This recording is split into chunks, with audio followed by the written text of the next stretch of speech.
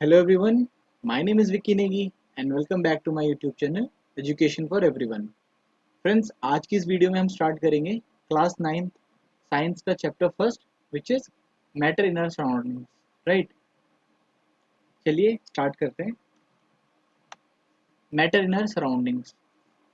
सो friends, chemistry का ये first chapter है क्लास 9th का. तो हम समझेंगे कि मैटर क्या है एक्चुअल में. ठीक है, मैटर होता क्या है. ठीक है, क्या क्या उसके फॉर्म्स होते हैं. चलिए देखते हैं. Everything in this universe is made up of material which scientists have named matter. ठीक है, जो भी हमारे यूनिवर्स में चीजें हैं, कोई भी मटेरियल है, साइंटिस्ट ने उसको क्या नाम दे दिया, एक मैटर है वो. Right, in other words they have both mass and volume. और दूसरे वर्ड्स में कहा जाए तो कोई भी चीज जिसका एक मास है, राइट, और एक वॉल्यूम है. ठीक है, कुछ वजन है, कुछ वॉल्यूम है, उसका कुछ स्पेस कवर एरिया कवर करता है. Right, early human beings have been trying to understand their surroundings. Early Indian philosophers classified matter in the form of 5 basic elements. अब जो पुराने जो हमारे फिलोसफर्स होते थे एंशियंट टाइम के, ठीक है, और लोग ह्यूमन बींग्स पहले के टाइम पे क्या क्या समझते उनकी, कि वो सोचते थे कि जो मैटर है, ठीक है, वो 5 एलिमेंट्स के फॉर्म में होते हैं, पंच तत्व के फॉर्म में. राइट, हमने सुना ही होगा. ठीक है, air, earth, fire, sky and water. ठीक है, हवा, पानी, जल, आसमान, राइट, अग्नि, और ये करके. Right, according to them everything living और non living thing was made up of these 5 basic elements. Ancient Greek philosophers had arrived at a similar classification of matter. और सेम लिविंग और नॉन लिविंग थिंग का जो ये माना जाता है कि ये बेसिक 5 एलिमेंट से बने हुए हैं, चाहे वो लिविंग हो चाहे नॉन लिविंग हो. ठीक है, और एंशियंट ग्रीक फिलोसफर्स भी इसी फाइनल उस पर कंक्लूजन में पहुंचे थे, एक सिमिलर क्लासिफिकेशन का उनका भी मैटर का. राइट, उन्होंने भी मैटर के एक सिमिलर क्लासिफिकेशन बनाया था. Modern day scientist have evolve two types of classification of matter based on their physical properties and chemical nature. अब मॉडर्न डे साइंटिस्ट को देखा जाए तो उन्होंने जो मैटर है उसको क्लासिफाई कर रखा है बेसिकली किस तरीके से, उनकी फिजिकल प्रॉपर्टीज पर, उनके केमिकल नेचर पे, कि फिजिकली क्या अपीयरेंस है उनकी, और दूसरा केमिकल स्ट्रक्चर क्या है. राइट, क्या क्या केमिकल उनके अंदर मौजूद है. Now physical nature of matter. अब नेचर कैसा है मैटर का, फिजिकली बाहर से कैसा है उसका स्ट्रक्चर. अब nature is made up of particles. Right, अब पहला क्या है फिजिकल स्ट्रक्चर में, कि नेचर में जो पार्टिकल्स हैं,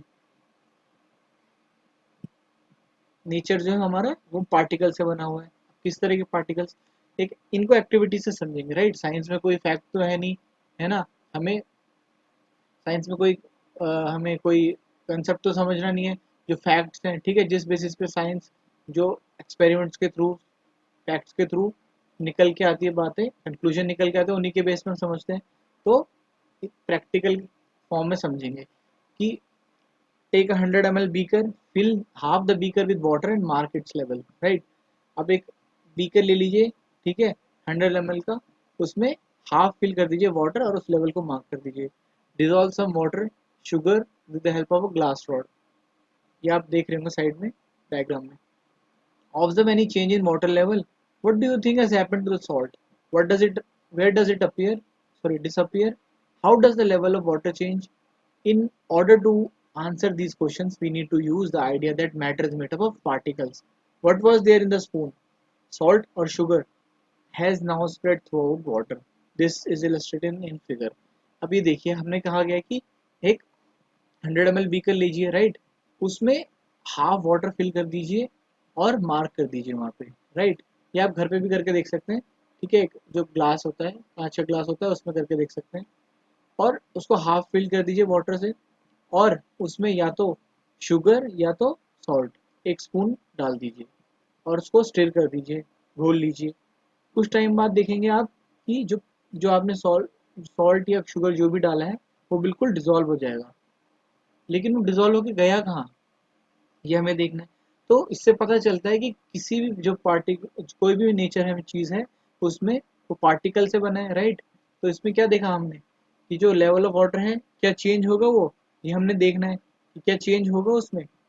और जो पार्टिकल्स हैं जो वाटर या सॉरी जो सॉल्ट या शुगर के हैं वो कहाँ गए हैं, ठीक है। तो अब वो पार्टिकल्स क्या हो गए हैं, वो जो वाटर के जो अंदर जो पार्टिकल्स हैं उनके बीच में जो स्पेसेस हैं वो वहां जाके वो पार्टिकल्स सेटल डाउन हो गए हैं, राइट। अब how small are these particles of matter, अभी कितने छोटे होते हैं इसमें, क्या आप देखिए, take 2-3 crystals of potassium permanganate and dissolve them in 100 ml of water, right। दो या तीन क्रिस्टल ले लीजिए पोटेशियम परमैंगनेट के और उनको डिसॉल्व कर दीजिए 100 ml वाटर में। Take out approximately 10 ml of this solution and put it into 90 ml of clear water, right। Take out 10 ml of this solution and put it into another 90 ml of clear water, okay। Keep diluting the solution like this 5 to 8 times। ये देखिए figure में देखिए, is the water still colored। अब देखिए हमने क्या किया, हमने दो या तीन क्रिस्टल लिए पोटेशियम परमैंगनेट के और डिसॉल्व किया उनको 100 ml ऑफ वाटर में, राइट। और उसमें से 10 ml ईच हम लेते गए और अगेन हमने क्या किया, 90 ml वाटर में डालते रहे, तो अगेन यहाँ पे 100 ml बन गया। अगेन हमने यहाँ से 10 ml निकाला, 90 ml में डाला, ये दोबारा 100 ml बन गया। दोबारा हमने इसमें से 10 ml निकाला, 90 ml में डाला हमने, 100 ml बन गया। इसको रिपीट करना है हमने at least 5 to 8 times, right, 5 to 8 times. तो इससे क्या होगा, हमें क्या पता चल रहा है इसमें कि जो कलर है पोटेशियम परमैंगनेट का वो तो स्टिल विजिबल है, लेकिन धीरे धीरे क्या हो रहा है, वो डिजॉल्व, धीरे धीरे लाइट हो रहा है, ठीक है, कलर उसका लाइट हो रहा है, लेकिन it is visible, still visible, right. तो इस एक्सपेरिमेंट से क्या समझ आया हमें, this experiment shows that just a few crystal of potassium permanganate can colour a large volume of water about 1000 litre, right. कि कुछ थोड़े से जो पार्टिकल्स है पोटेशियम परमैंगनेट के वो ऑलमोस्ट लगभग लगभग 1000 ml अबाउट 1000 लीटर को पानी को क्या कर सकते हैं, अगर उसका कलर वो कर सकते हैं, उसमें चेंज कर सकते हैं, तो समझिए कि उसका जो पार्टिकल्स है वो कितने ज़्यादा होंगे, राइट, और कितने छोटे होंगे। So we conclude that there must be millions of tiny particles in just one crystal of potassium permanganate. मतलब इससे हमें समझ आ सकता है कि मिलियंस ऑफ टाइनी पार्टिकल्स होंगे उस छोटे से क्रिस्टल के अंदर, right, which keep on dividing themselves into smaller and smaller particles, okay। The same activity can be done using 2 ml of Dettol instead of potassium permanganate। The smell can be detected even on repeated dilution। The particles of matter are very small, they are small beyond our imagination। अब हम देखते हैं हम घर में, है ना, जब हम शावर लेते हैं, बाथ लेते हैं, तो हम बकेट में एक सिर्फ एक ढक्कन डेटॉल का यूज़ करते हैं एक बकेट के अंदर, पूरी बाल्टी के अंदर पानी की। उससे क्या होता है, देखिए हम उतना सा डालते हैं और वो पूरी बाल्टी को, फिर भी वो एक कैप भी काफ़ी ज़्यादा होता है। अगर हम उसको एक ड्रॉप भी लें तो स्टिल हमें थोड़ा थोड़ा उसकी जो है स्मेल हमें पता चलेगी, फील होगी उस स्मेल हमें, ठीक है, हम स्मेल कर पाएंगे उसको। तो इससे पता चलता है कि वो भी पार्टिकल्स कितने छोटे होंगे, राइट। चलिए आगे देखते हैं, characteristics of particles of matter. अब हम कैरेक्टरिस्टिक्स देखेंगे पार्टिकल्स ऑफ मैटर के कि क्या कैरेक्टरिस्टिक्स हैं उनके, right. Particles of matter have space between them. सबसे पहली बात तो कि जो पार्टिकल्स ऑफ मैटर होते हैं उनके बीच स्पेस होता है। सबसे पहले हमने एक्टिविटी की थी ना, राइट, जिसमें हमने शुगर और सॉल्ट डाला था, वाटर के अंदर मिक्स किया था। तो इससे हमें क्या पता चल रहा है कि पार्टिकल्स ऑफ मैटर के बीच में स्पेस होता है। We saw that particles of sugar, salt, Dettol और potassium permanganate got evenly distributed in water, है ना। पार्टिकल सारे बड़े आराम से इजीली डिस्ट्रीब्यूट हो गए, ठीक है, और डिजोल्व हो गए किसमें, वाटर के अंदर। सिमिलरली हम जब चाय बनाते हैं घर में, राइट, या कॉफ़ी बनाते हैं या लेमनेड बनाते हैं, तो जो हम लेमनेड में नींबू डालते हैं या चाय में हम चीनी डालते हैं, ठीक है, मिल्क डालते हैं, ठीक है, उसके पार्टिकल्स कहाँ चले जाते हैं, एक टाइप ऑफ जो पार्टिकल का मैटर, जो मैटर के पार्टिकल्स हैं वो दूसरे टाइप ऑफ जो मैटर होता है उसके पार्टिकल्स में या उसके स्पेसेस के बीच में सेटल डाउन हो जाता है, समझे आप। This this shows that there is enough space between particles of matter. इससे पता चलता है कि जो पार्टिकल्स ऑफ मैटर है उनके बीच में काफी सारा स्पेस होता है, ओके, समझ आया। तो ये पहला हमें कैरेक्टरिस्टिक्स पता पता चला उसका कि particles of matter have space between them. Now particles of matter are continuously moving. अब पहला हो गया कि उनके बीच स्पेस होता है, दूसरा कि वो पार्टिकल्स कंटिन्यूसली मूव करते हैं, एक जगह पे स्टेबल नहीं होते। वो कैसे पता चलेगा वो भी देखते हैं, अभी देखेंगे, समझिए आप, ये सारी एक्टिविटी से पता चलेगा।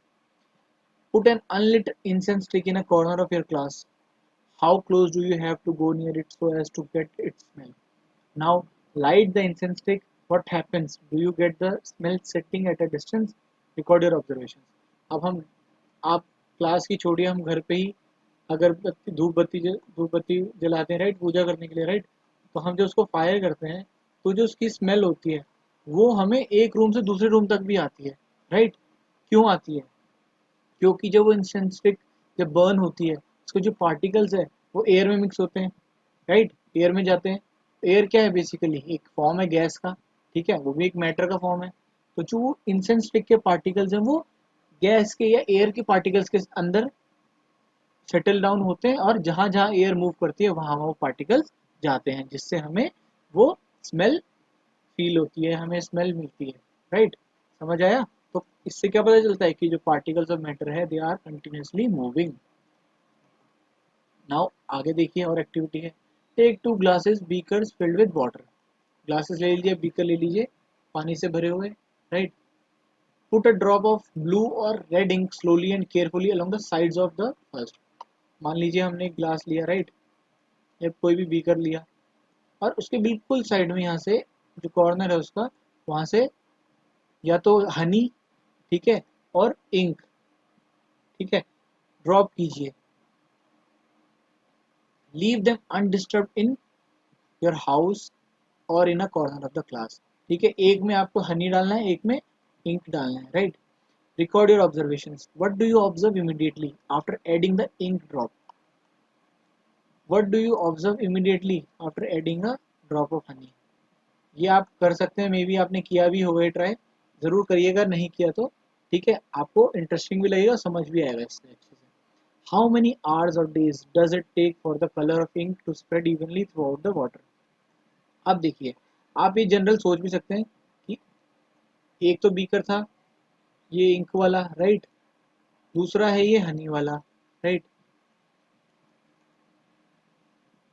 हनी है इसमें और इसमें है इंक। तो इंक वाले में जैसे आप डालेंगे, आप देखते ही हैं कि सडनली वो उस पानी के अंदर डिजोल्व होने लग जाता है, मिक्स होने लग जाता है। लेकिन हनी क्या है? हनी थोड़ा थिक होता है, राइट, और वो क्या है, वो टाइम लगाएगा, वो एकदम से मेल्ट उसके अंदर मिक्स नहीं होगा, राइट, इवनली डिस्ट्रीब्यूट नहीं होगा उसके अंदर, है ना। ये तो आपने देखा भी होगा, कभी आप पानी के अंदर शहद अगर मिलाने की कोशिश करें तो आपको बहुत ज़्यादा स्टिर करना पड़ता है as compare to ink. Now next activity, drop a crystal of copper sulphate और पोटेशियम परमैंगनेट। अगेन वही, आप दोनों में से कोई भी यूज़ कर सकते हैं, पोटेशियम परमैंगनेट ज़्यादा ईजी होता है, ठीक है। Into a glass of hot water and another containing cold water. एक में आप हॉट वाटर रखिए और एक में कोल्ड वाटर, ठीक है। Do not stir the solution, लेकिन इसको मिक्स नहीं करना है, इसको छोड़ देना है, लेट इट बी, बस डाल के छोड़ देना है। Allow the crystals to settle at the bottom. Crystals को अलाउ होने दीजिए कि वो खुद ही अपने आप सेटल हो जाए, उनको आप बिल्कुल मूवमेंट नहीं कीजिए। What do you observe just above the solid crystals in the glass. What happens at as time passes? What does this suggest about the particles of solid and liquid? Does the rate of mixing change with temperature? Why and how? अब देखिए, जब आप गर्म पानी में, मान लीजिए जब हम चाय बनाते हैं, राइट, और दूसरी तरफ जब हम लेमनेड बनाते हैं, तो जब हम लेमनेड बनाते हैं ठंडा पानी, राइट, ठंडे पानी में शुगर डालते हैं, तो वो शुगर जो हमें काफ़ी स्टिर करनी पड़ती है, राइट, ताकि वो मेल्ट हो जाए उसके अंदर, घुल जाए अच्छे से।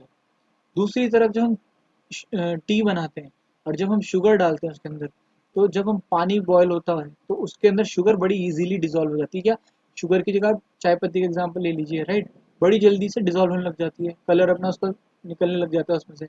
तो इससे क्या पता चलता है कि टेम्परेचर का भी फर्क पड़ता है मैटर पे, राइट, डिजोल्व होने के लिए, अपना मिक्स होने के लिए। So from the above 3 activity जो हमने अभी अभी की है, ठीक है, 1.3, 1.4 और 1.5 से हम ये कंक्लूजन निकाल सकते हैं कि जो सबसे पहले है, particles of matter are continuously moving. सबसे इंपॉर्टेंट है कि ये मूव होते रहते हैं, right. So that is they possess what we call kinetic energy.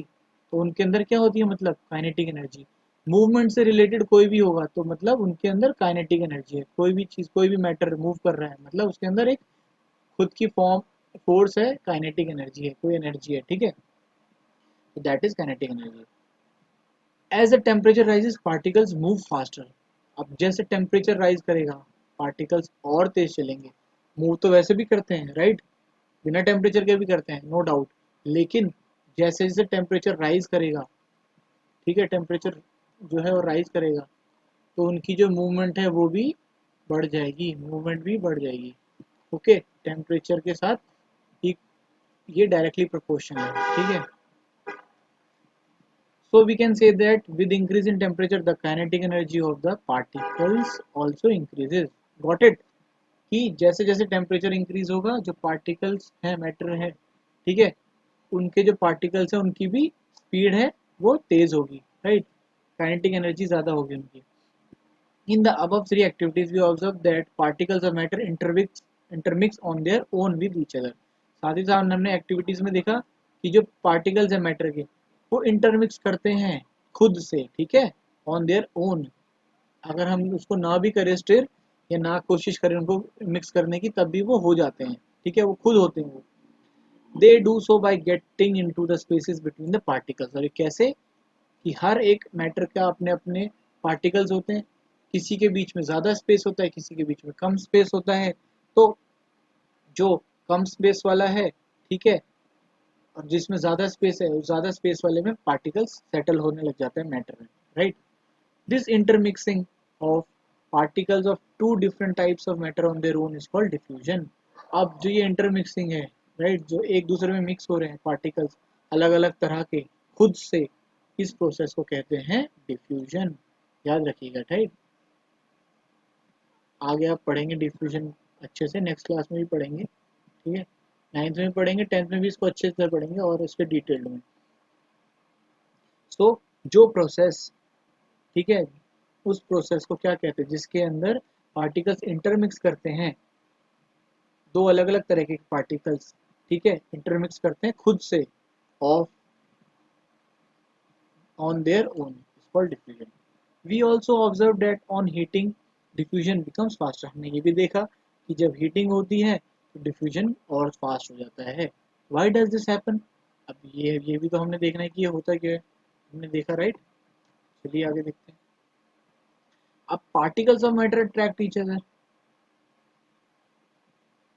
एक एक्टिविटीज के लिए भी ये भी आप लोग इजीली कर सकते हैं, ठीक है। कुछ एक्टिविटीज होती हैं जो आपको अपने टीचर्स के या अपने एल्डर्स के साथ ही करनी होती है तो करनी चाहिए, ठीक है, क्योंकि वो हार्मफुल भी हो सकती है। कुछ बेसिक एक्टिविटीज होती है जिनको आप खुद अकेले भी कर सकते हैं, बट पहले कंफर्म कर लीजिए कि हाँ इज इट सुटेबल और नॉट, ठीक है। Play this game in the field, make 4 groups and form human chains as suggested।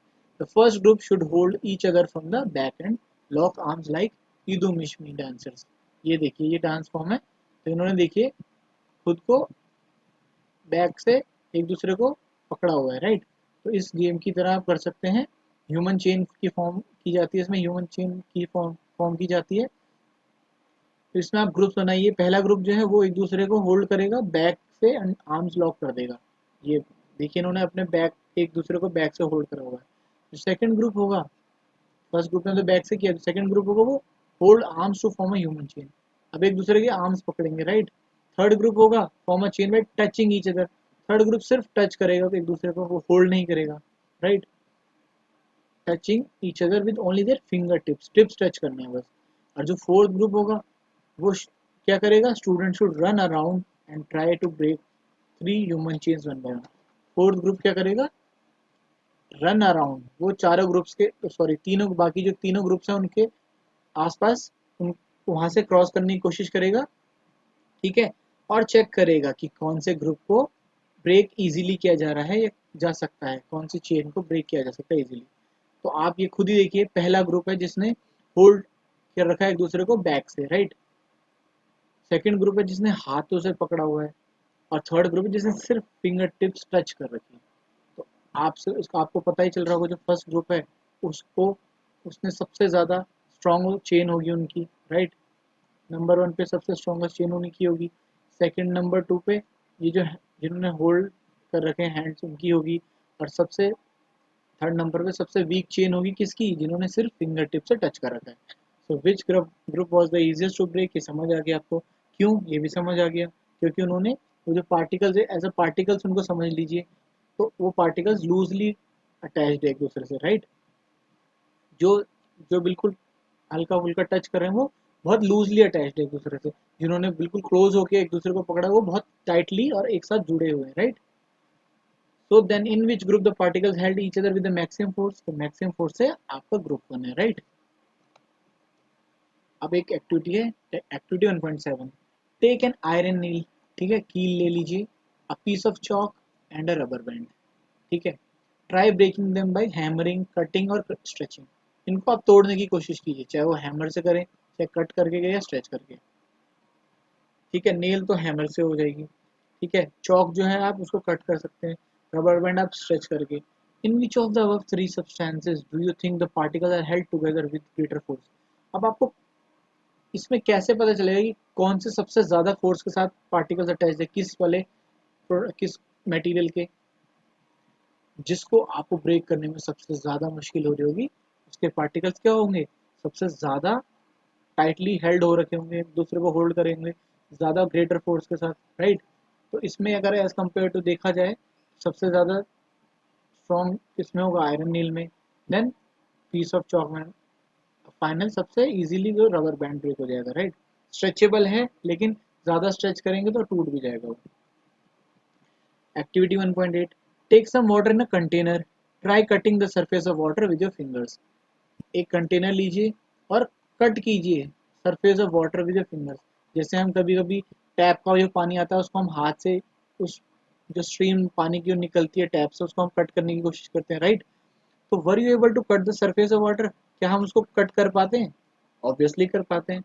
What could be the reason behind the surface of water remaining together, अब हम cut तो करते हैं लेकिन दोबारा से वो स्टिल उसी फॉर्म में दिखता है ना, जब हम टैप का जो पानी निकल रहा होता है उसको हम हाथ से कट करते हैं, अगेन वो स्ट्रीम दोबारा दिखती है, अगेन वो सेम उसी तरीके से आ रही होती है, क्या रीजन है उसका।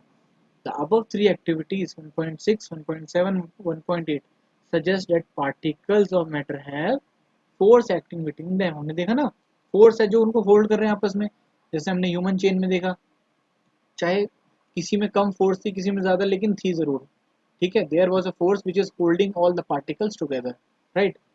This force keeps the particles together, the strength of this force of attraction varies from one kind of matter to another, force तो सब में होती है, हर मैटर में है, लेकिन कौन सी किसमें ज्यादा स्ट्रांग है फोर्स, किसमें कम स्ट्रांग है, ये डिपेंड करता है, ठीक है, किस पे, मैटर पे, ठीक है, अलग अलग तरह के उसके अट्रैक्शन पे।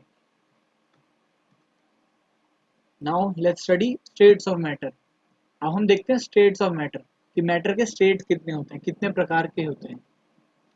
Observe different types of matter around you, आप देखिए मैटर अलग अलग तरह, जो भी हम कहते हैं ना कि whatever is around us in our surrounding, whether it is living और non living, we call it matter, right. And now we have means get to the conclusion that matter are made up of particles, है ना, ये भी देख लिया हमने। अब particles होते हैं, लेकिन अब वो मैटर जो है वो कितने टाइप्स के होते हैं, क्या क्या स्टेट होती है उसकी, वो देखते हैं। और स्टेट क्या है उनकी, we can see the matter around us exist in three different states, ठीक है। जो हमारे अराउंड कोई भी चीजें हैं, कोई भी मैटर है हमारे सराउंडिंग में, कोई भी चीज वेदर लिविंग और नॉन लिविंग, उसकी मेजरली तीन स्टेट्स होती है, ठीक है, मेजरली के तीन स्टेट होती है उसकी, ठीक है, सॉलिड होता है, लिक्विड होता है और गैस होता है, ठीक है। These states of matter arise due to the variation in the characteristics of the particles of matter। अब जो ये state of matter है ये arise क्यों करता है, क्योंकि वेरिएशन होती है कैरेक्टरिस्टिक्स में हर पार्टिकल की, हमने देखा था ना वेरी करते हैं अलग अलग पार्टिकल, जैसे चौक भी है, रबर बैंड था और नेल थी, है ना, ये बहुत सॉलिड चीजें हैं, राइट, हार्ड है, लेकिन स्टिल कोई इजीली ब्रेक हो पाई, कोई नहीं हो पाई, ठीक है। तो हर किसी के कैरेक्टरिस्टिक पे डिपेंड करता है कि वो किस फॉर्म में होगा। Now let us study about the properties of these states of matter in detail. अब फर्स्ट है द सॉलिड स्टेट, हमने देखा तीन स्टेट, अब पहले पढ़ेंगे सॉलिड वाला, इसको भी एक्टिविटी समझते हैं। कलेक्ट द फॉलोइंग आर्टिकल्स, एक पेन ले लीजिए या बुक ले लीजिए, नीडल ले लीजिए, पीस ऑफ वुडन स्टिक ले लीजिए। Sketch the shape of above articles in your notebook by moving a pencil around them. ठीक है, स्केच करना है जैसे हम ट्रेस करते हैं वैसे ही। Do all these have a definite shape, क्या इन सबकी सेम शेप है, सेम है? नहीं। Distinct boundaries, right, distinct boundaries हैं। अब फिक्स वॉल्यूम है क्या इनका? नहीं, किसी का फिक्स वॉल्यूम नहीं है, सबका अलग अलग है, राइट। सबको अपना अपना एरिया चाहिए कवर करने के लिए। ठीक है, what happens if they are hammered, pulled और ड्रॉप्ड, क्या होगा अगर इनको हैमर करेंगे या खींचेंगे या गिराएंगे तो? ठीक है, are these capable of diffusing into each other, क्या ये एक दूसरे में डिफ्यूज हो सकते हैं? डिफ्यूज देख लिया था हमने, जब एक फॉर्म ऑफ मैटर दूसरे फॉर्म में इंटरमिक्स करता है ऑफ इट्स ओन, खुद से, राइट, उस प्रोसेस को डिफ्यूजन कहते हैं। Try compressing them by applying force, उनको कंप्रेस कर कोशिश कीजिए कंप्रेस करने की, जैसे हम प्रेशर लगाते हैं, राइट। कंप्रेस करना मतलब प्रेशर करना, किसी चीज़ पे प्रेशर लगाना। Are you able to compress them, क्या आप इन चीज़ों को कंप्रेस कर पाएंगे? All the above examples are of solid, ये सारी चीज़ें क्या सॉलिड है ना। आपको थोड़ा बहुत अंदाजा हो भी गया होगा कि सॉलिड कैसे हैं, क्यों हैं, राइट। आप देखते हैं किन प्रॉपर्टीज की वजह से हम सॉलिड कहते हैं किसी भी मैटर को, देखते हैं। Observe that all these have a definite shape, इनकी डेफिनेट शेप थी, है ना, थी। डिस्टिंक्ट बाउंड्रीज थी इनकी अपनी अपनी, फिक्स वॉल्यूम भी है, राइट। मतलब इनकी शेप को हम चेंज नहीं कर सकते थे। बुक को हम अगर चाहें तो उसकी शेप चेंज नहीं कर सकते ना, फट जाएगी वो और दूसरी बात है, लेकिन उसकी शेप चेंज नहीं होगी, राइट। जो पेन था उसकी शेप जैसी है वैसी रहेगी, अगर हम उसको शेप को चेंज करने की कोशिश करेंगे तो इट माइट ब्रेक, ठीक है, वो टूट भी सकता है। इनकी फिक्स वॉल्यूम भी होती है, that is have negligible compressibility, ठीक है। और इनकी नेग्लिजिबल कॉम्प्रेसिबिलिटी, उनको कॉम्प्रेस नहीं किया जा सकता, ठीक है। Solids have a tendency to maintain their shape, और इस सॉलिड्स की बात है कि उनकी एक टेंडेंसी है कि वो अपनी शेप को मेंटेन रखते हैं, right. When subjected to outside force, जब कोई भी आउटसाइड फोर्स उन पे लगती है तो स्टिल वो अपने जो उनकी शेप है उसको मेंटेन रखते हैं। सॉलिड्स में break under force but it is difficult to change their shape, so they are rigid. तो इससे पता चलता है कि हमें सॉलिड की प्रॉपर्टी की दे आर रिजिड, ठीक है। सॉलिड टूट जरूर जाएंगे लेकिन उनकी शेप नहीं चेंज हो सकती, बहुत मुश्किल है उनकी शेप को चेंज करना, ठीक है, समझे। तो मतलब इससे समझ क्या है कि दे आर रिजिड। अब कंसीडर द फॉलोइंग, अब एक रबर बैंड के एग्जांपल हमने पीछे देखा था, रबर बैंड को क्या होगा, रबर बैंड को can it change it shape और ऑन स्ट्रेचिंग? यस, वो भी सॉलिड है, उसकी शेप तो चेंज हो जाएगी, लेकिन ज़्यादा अगर हम उस पर और फोर्स अप्लाई करेंगे तो इट वुड ब्रेक, है ना। What about sugar and salt, when kept in different jars these take the shape of that jar, है ना। are they solid, अब ये भी तो सॉलिड है, लेकिन क्या इनका फिक्स वॉल्यूम है? हम इनको जिस शेप के कंटेनर में डालते हैं ये उसकी शेप ले लेता है। What about a sponge, is it a solid yet? We are able to compress it, why? All the above are solids, ठीक है, ये सारे सॉलिड्स हैं। बट क्या है बात इनमें डिफर करती है, a rubber band changes shape under force and regains the same shape when the force is removed, right? If excessive force is applied it breaks, okay। तो रबर बैंड क्या है, it is also a solid, लेकिन ये shape change कर सकता है अगर force करे तो इसमें हम और वापस भी रीशेप में आ जाता है, लेकिन ब्रेक भी हो जाता है अगर ज़्यादा फोर्स लग जाए तो। दूसरी बात, the shape of an in each individual sugar और सॉल्ट क्रिस्टल रिमेन्स फिक्स, है ना, उनकी शेप सेम ही रहती है। Whether we take it in our hand, put it in a plate और जार, वो जो हम छोटा सा क्रिस्टल उठाएंगे शुगर का या सॉल्ट का कुछ भी, अगर हम उसको हाथ में रखें या जार में रखें या किसी भी प्लेट में रखें, वो फॉर्म तो वैसी रहेगी उसकी, है ना, उसका शेप तो वही रहेगा। तो उनका जो क्या होता है, shape still remains the same, तो फिक्स होता है। स्पंज हैज माइन्यूट होल्स, अब स्पंज होता है उनके बीच में होल्स होते हैं, राइट, जिसमें एयर ट्रैप हो जाती है। आपने देखा होगा, आप प्रेस करते हैं उसको, वो सिकुड़ जाता है, श्रिंक हो जाता है, लेकिन आप छोड़ते हैं तो वापस it gets into its shape, right. When we press it the air is expelled, बाहर आ जाती है उसके अंदर से air, and we are able to compress it, right. I hope समझ आ रहा होगा आपको, है ना। इजी है, इतना मुश्किल नहीं है, ये तो बेसिक्स हैं, ये तो आपको आते भी होंगे और आप अभी भी समझ सकते हैं, कोई बड़ी बात नहीं। अगर कोई डाउट होता है तो छोटी छोटी चीज़ें ये फ्यूचर में काम आती है ना। अभी से क्लियरिटी हो जाती है तो आगे दिक्कत नहीं होती। अब एक्टिविटी 1.10 लिक्विड स्टेट, हमने सॉलिड स्टेट देखा, अब लिक्विड स्टेट देखेंगे। कलेक्ट द फॉलोइंग, तो वाटर ले लीजिए, cooking oil, milk, juice, a cold drink, containers of different shapes, ठीक है। अब क्या करना है आपको, put a 50 ml mark on containers using a measuring cylinder from the laboratory, ठीक है। ये थोड़ा आपको अपने टीचर्स की हेल्प लेनी पड़ेगी। अब वैसे अगर कोई वैसा आपके पास कंटेनर है जो ग्लास का है, ठीक है, अप्रॉक्सीमेट 50 ml का, तो उसको आप घर पे ही कर सकते हैं। What will happen if these liquids are split on to the floor, क्या होगा अगर ये लिक्विड फ्लोर पे गिर जाए तो। Measure 50 ml of any one liquid and transfer it in different containers one by one, does the volume remain the same. अब हमने अगर मान लीजिए 50 ml एक ग्लास ले लिया, कंटेनर ले लिया, कुछ भी, ठीक है, उसका हमने 50 ml फिल कर दिया। अब हम उसी 50 ml को हम दूसरे किसी कंटेनर में डालेंगे, ठीक है, तो क्या वॉल्यूम चेंज होगी? वॉल्यूम तो सेम रहेगा, है ना। किसी भी जार में डाल ले, जो जितना वो लिक्विड है वो तो उतना ही रहेगा, है ना, उसका चेंज तो होगा नहीं, वो कम ज़्यादा तो होगा नहीं, right. Does the shape of liquid remain the same, लेकिन क्या शेप सेम रहेगी उनकी? मैंने वो एक 50 ml का जो लिक्विड था ग्लास के अंदर, वो मैंने एक बॉटल के अंदर डाल दिया, तो क्या वो 50 ml का जो ग्लास का शेप था वो सेम रहा कि चेंज हो गया? It has change, right. तो ये लिक्विड की प्रॉपर्टीज हैं। When you pour the liquid from one container into another, does it flow easily, क्या वो इजीली फ्लो करता है? यस, लिक्विड आराम से फ्लो भी किए जा सकते हैं, राइट, होते हैं, आराम से फ्लो होते हैं वो, है ना। We observe that liquids have no fix shape, है ना, जिस कंटेनर में डालो उसकी शेप ले लेता है, लेकिन फिक्स्ड वॉल्यूम होती है। 50 ml वाटर लिया था हमने, उसको हमने चाहे ग्लास से हमने बीकर में डाल दें या उसको बॉटल में डाल दें, रहेगा तो 50 ml ही, तो means it has a fix volume. हाँ, shape can change, they take up the shape of container in which they are kept, right? Liquids flow and change shape, so they are not rigid, जैसे solid था उनको उनकी shape change नहीं हो सकती थी, right.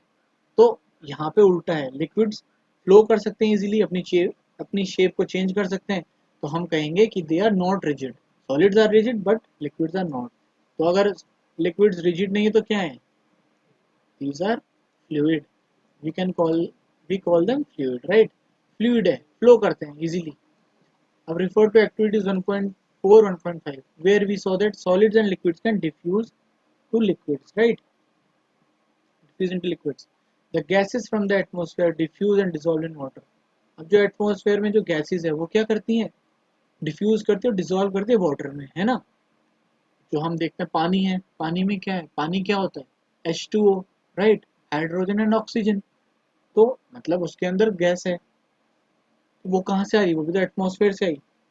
These gases, especially oxygen and carbon dioxide, are essential for the survival of aquatic animals and plants, ठीक है। जो कार्बन डाइऑक्साइड है वो प्लांट्स के लिए बहुत इंपॉर्टेंट है, ऑक्सीजन है जो वो लिविंग बींग्स के लिए बहुत इंपॉर्टेंट है। All living creatures need to breathe for survival, कोई भी लिविंग क्रिएचर उसको ब्रीथ करने के लिए तो चाहिए ही, राइट, सर्वाइवल के लिए ब्रीथ करना चाहिए उनको। तो the aquatic animals can breathe underwater due to the presence of dissolved oxygen in water। तो जो एक्वेटिक एनिमल्स है वो भी तो लिविंग बींग है, राइट, तो उनको ऑक्सीजन कहाँ से मिलती है? उनको मिलती है जो वाटर के अंदर डिसॉल्व ऑक्सीजन है ना। ऐसा नहीं है कि वो पानी के अंदर, तो पानी के अंदर ऑक्सीजन नहीं ले रहे, oxygen is must for every living being, right. Without that any living being can't survive, ठीक है, कोई भी लिविंग बींग है वो सर्वाइव कर ही नहीं सकता विदाउट ऑक्सीजन, ठीक है, विदाउट ब्रीदिंग। तो जो एक्वेटिक एनिमल्स है वो ब्रीथ करते हैं जो डिसॉल्व ऑक्सीजन है वाटर के अंदर उसको, राइट। दस we may conclude कि solids, liquids and gases can diffuse into liquids। तो इससे हमें क्या पता चलता है कि solid भी, liquid भी और गैस भी, ये सब के सब डिफ्यूज कर सकते हैं लिक्विड के अंदर। तो लिक्विड के अंदर के तो कोई भी matter of form of matter है वो डिफ्यूज कर सकता है। हमने देखा पानी के अंदर शुगर भी डिफ्यूज हो सकती है, मिक्स हो सकती है, ठीक है, इंक भी डिफ्यूज हो सकती है, राइट। और गैस तो हमने देख ही लिया कि जो ऑक्सीजन है, ठीक है, पानी के अंदर, जिससे एक्वाटिक एनिमल ब्रीथ करते हैं। तो लिक्विड का तो हमें कंफर्म हो गया कि लिक्विड क्या है, लिक्विड में तो कोई भी चीज डिसॉल्व हो सकती है, right. The rate of diffusion of liquid is higher than that of solids. अब जो डिफ्यूजन का रेट है, राइट, वो लिक्विड्स में ज्यादा होता है देन सॉलिड्स, ठीक है। मतलब इनमें इजीली कोई भी चीज मिक्स कर जाती है, इंटरमिक्स कर जाती है कोई भी पार्टिकल्स इनके अंदर, इनके पार्टिकल्स में, right. This is due to the fact that in the liquid state particles move freely and have greater space. इसका क्या रीजन है? ये फैक्ट है कि जो पार्टिकल्स हैं लिक्विड के, वो इजीली मूव करते हैं, फ्रीली, हमने देखा ना फ्लो करते हैं, तो दे मूव फ्रीली इजीली, ठीक है। क्यों? क्योंकि उनके पार्टिकल्स के बीच में काफी स्पेस होता है, राइट, जिससे जो दूसरे पार्टिकल है उन स्पेस में आसानी से सेटल डाउन हो जाते हैं, ठीक है। इससे मतलब सेटल डाउन हो जाते हैं, मतलब अब वो मिक्स हो गए हैं तो इजीली, चाहे वो सॉलिड हो, चाहे लिक्विड हो, चाहे गैस ही हो, ठीक है, वो लिक्विड के अंदर आसानी से मिक्स हो जाते हैं between each other as compare to particles to the solid, ठीक है। चलिए आगे देखते हैं। The gaseous state, third state, जो थर्ड स्टेट है, लास्ट स्टेट है, gaseous state. Have you ever observed a balloon seller filling a large number of balloons from a single cylinder of gas? हम देखते हैं ना कि वो बलून वाले भैया होते हैं, हमने बचपन में खूब देखा होगा कि वो एक सिलेंडर लेके घूमते हैं बस, और उससे कितने सारे बलून्स को उसमें अंदर हवा भरते हैं, right. Inquire from him how many balloons is he able to fill from one cylinder. Ask him which gas does he have in the cylinder. Activity देखते हैं। Take 300 ml syringes and close their nozzles by rubber corks as shown in figure 1.4. ये figure है, right. देखिए ये syringe है, ठीक है। इसमें आप क्या कीजिए, 3 सिरिंजेस लिए और उनके नोजल जो ये नोजल आ गए, ठीक है, उनका जो माउथ है उसको बंद कर दीजिए रबर से, ठीक है, रबर कॉर्क से। Then remove the pistons from all the syringes, ये जो है ये पिस्टन होता है, इसको बाहर निकाल दीजिए। लीविंग वन सिरिंज अनटच्ड, एक सिरिंज को रहने दीजिए, ठीक है। Fill water in the second and pieces of chalk in the third. पहले को तो आपको इसी फॉर्म में रहने देना है, राइट। दूसरे को, दूसरे के अंदर आपने ये निकाल के उसके अंदर क्या भरना है आपने, वाटर, और थर्ड वन वाले में आपको चॉक भरना है यहाँ पे, राइट। एक को आपने इसी फॉर्म में रहने देना है, दूसरे के अंदर आपने यहाँ पे वाटर भरना है, राइट। और जो तीसरा वाला होगा उसमें आपको क्या करना है, उसके अंदर आपको चॉक डालनी है, राइट। सॉरी यहाँ पे ऐसी राइटिंग होती है, ठीक है, माइंड की मत कीजिएगा इसमें। अब insert the pistons back into syringe, अब वापस पिस्टन्स डाल दीजिए। अब आप ट्राई कीजिए, सॉरी, अब आप इसमें थोड़ा सा वैसलीन भी अप्लाई कर दीजिएगा सो दैट ये फ्रीली मूव कर पाए ये पिस्टन्स जो है, right. Now try to compress the content, push करने की कोशिश कीजिए, उसको कंप्रेस करने की कोशिश कीजिए। अब देखिए किसको आप इजीली कंप्रेस कर पाएंगे। In which case was the piston easily pushed in, सबसे पहला था क्या था आपका नॉर्मल, जिसमें आपने ब्लैंक छोड़ा होता, एम्प्टी था, तो उसके अंदर क्या था, एम्प्टी था, मतलब एम्प्टी था मतलब उसके अंदर कोई ना कोई फॉर्म तो मैटर ऑफ रही होगी ना, मैटर की फॉर्म, ना वो सॉलिड थी ना लिक्विड थी, तो क्या था, गैस थी उसके अंदर, है ना, तो एयर थी, मतलब तो वो इजीली कंप्रेस हो गया, राइट। दूसरे में वाटर था, आपने प्रेस किया, उसको टाइम लगा थोड़ा सा लेकिन वो भी कंप्रेस हो गया होगा। जो थर्ड वाला था, जो सॉलिड था, चौक था, उसमें आपको it would have taken much force to push it, right. आपको ज्यादा पावर लगी होगी उसको पुश करने में, कोशिश किया होगा, कुछ हुआ होगा कुछ नहीं हुआ होगा। So what do you infer from these, from your observation, क्या आपको समझ आया, क्या इन्फॉर्मेशन मिली आपको इसमें से। That we have observe that gases are highly compressible as compare to solids and liquids. Gas highly compressible है, देखा आपने, आपको ज्यादा फोर्स लगानी नहीं पड़ी, इजीली कंप्रेस हो गया हो, राइट। और कितनी सारी इसके अंदर गैस रही होगी। द लिक्विफाइड, ये sorry, the liquefied petroleum gas, LPG, जो सिलेंडर वाली गैस आती है हमारे घर में, राइट, कुकिंग गैस, कुकिंग के लिए यूज करते हैं, that we get in our home for cooking और oxygen supply to hospitals and cylinders compress gas, ठीक है, जो कुकिंग के लिए यूज करते हैं, साथ ही साथ जो ऑक्सीजन सिलेंडर्स होते हैं हॉस्पिटल्स में, वो भी, ये सारे इसके अंदर सिलेंडर्स के अंदर कॉम्प्रेस्ड गैस होती है, राइट। कॉम्प्रेस के बहुत प्रेशर के साथ उनको उसके अंदर डाला जाता है। compressed natural gas CNG is used as fuel these days in vehicle. हम देखते हैं सीएनजी कार्स होती है राइट, उनके अंदर गाड़ियों के अंदर सीएनजी सिलेंडर्स होते हैं, वो फ्यूल की तरह यूज़ किए जाते हैं। तो उसके अंदर आप देखिएगा कितने सारी हम फ्यूल उसके अंदर कंप्रेस कर सकते हैं। Due to its high compressibility large volume of gas can be compressed into a small cylinder, ठीक है, ट्रांसपोर्टेड इजीली, ठीक है। तो किसकी वजह से, कंप्रेसिबिलिटी की वजह से, हायर कंप्रेसिबिलिटी की वजह से, किसकी, गैस की, मैटर फॉर्म की, गैसियस मैटर फॉर्म की, इसकी वजह से हम इजीली उनको कंप्रेस कर सकते हैं। We come to know of what is being cooked in the kitchen without even entering there, right, by the smell that reaches our nostrils. हम बिना किचन में गए ही हमको पता चल जाता है कि मम्मी हमारे घर में क्या बना रही है, राइट। जस्ट हम उसको स्मेल कर लेते हैं और हमारी जो स्मेल हमारी नाक में आती है, ठीक है, उसी से हम पता लगा लेते हैं कि क्या हम तो क्या घर किचन में बन रहा है, right. How does this smell reaches, अभी कैसे आती है, ठीक है, the particle of aroma of food, right, mix with the particles of air spread from the kitchen reach us and even farther away. Same हमने जो इंसेंस स्टिक्स का, ठीक है, वो जो अगरबत्ती होती है उसका एग्जांपल लिया था कि जब हम पूजा करते हैं, अगर बत्ती या धूप बत्ती जलाते हैं तो जो उनके पार्टिकल्स होते हैं, राइट, वो पार्टिकल्स एयर के पार्टिकल्स के अंदर मिक्स कर हो जाते हैं, और जहाँ जहाँ एयर है वो वहाँ तक हमको मोस्ट मैक्सिमम जहाँ तक वो स्मेल पहुँच सकती है वो आती है, राइट। सेम खाने के साथ भी है। दूसरा हमने ये भी देखा था कि हीट में और ज़्यादा पार्टिकल्स और फास्ट मूव करते हैं, right. The smell of hot cook food reaches us in second. और हीट का तो हमने एग्जांपल देख ही लिया था। तो जब हीट होती है तो और ज़्यादा एक्टिव मूवमेंट होती है इन पार्टिकल्स की, right. Compare with this with the rare rate of diffusion of solids and liquids. Due to high speed of particles and large space between them, gases show the property of diffusing very fast into other gases. Right?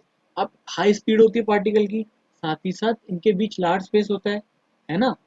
So gases show the property of diffusing very fast into other gases. तो जो gases है वो उनकी property क्या है कि वो बहुत तेजी से डिफ्यूज करती है और गैसेस के अंदर, right.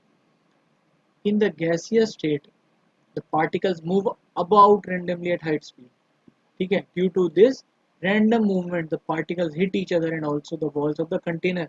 The pressure exerted by the gas is because of this force exerted by the gas particles per unit area on the walls of container, right। Okay, समझ आ गया। तो जो पार्टिकल्स हैं, जब गैसियस स्टेट में जो पार्टिकल होते हैं, ठीक है, वो रैंडमली हाई स्पीड के होते हैं। इससे क्या होता है, वो रैंडम मूवमेंट की वजह से पार्टिकल एक दूसरे को हिट करते हैं, साथ ही साथ जिस कंटेनर में है उसकी वॉल को भी। ये इससे क्या होता है, प्रेशर एक्सर्ट होता है, काफ़ी प्रेशर बनता है उसके अंदर, right.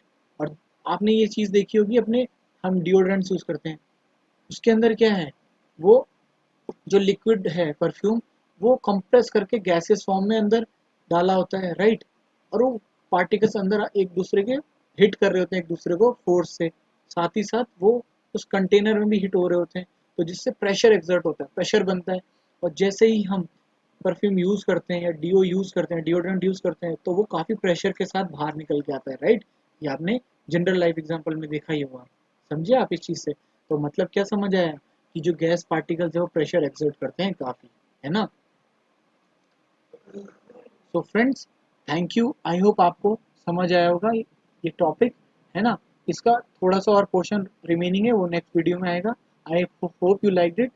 Please do like, share and subscribe my channel.